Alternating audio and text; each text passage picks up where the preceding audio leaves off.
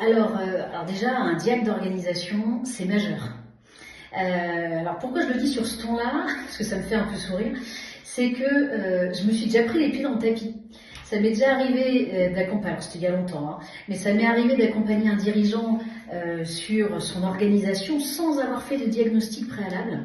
Et alors je peux vous dire du coup que c'est une erreur majeure que je n'ai plus jamais commise depuis, parce qu'il y a toujours des cadavres cachés dans le placard. Ça n'arrive jamais qu'il n'y en ait pas. Donc voilà à quoi ça sert un diagnostic d'organisation. Je vais vous donner quelques exemples parce qu'on se dit c'est quoi les cadavres dans le placard. Des cadavres dans le placard, ça peut être des choses très variables comme des difficultés interpersonnelles entre deux chefs de service et ça peut nuire férocement à l'efficacité des services et ça peut vraiment générer des tensions qui ne sont pas tout à fait explicites. Ça peut être ça, et ça peut être des choses moins drôles aussi, comme des cas de management qui sont décalés, voire des cas de harcèlement. Ça peut mettre en lumière un mal-être dans l'entreprise, avec une espèce de... Vous voyez, des fois, vous rentrez dans une entreprise, il y a une espèce d'atmosphère un peu lourde, mais on ne sait pas ce qui se passe.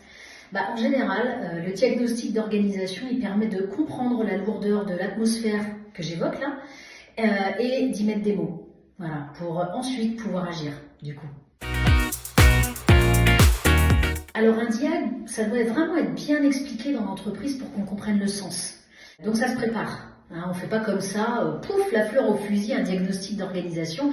Ça se prépare main dans la main avec le dirigeant, son équipe de direction, pour justement identifier les messages qu'on va faire passer aux salariés pour qu'ils comprennent les choses de manière positive par rapport au diagnostic et que du coup ça se passe au mieux, quoi. Donc il y a déjà un vrai temps de préparation et puis ensuite la mise en œuvre est importante et la synthèse le sera aussi parce qu'ils seront friands eux de savoir tiens c'est vrai ça, est-ce qu'il va ressortir les choses que moi je sens, qu'on sent tous mais que finalement on n'exprime jamais.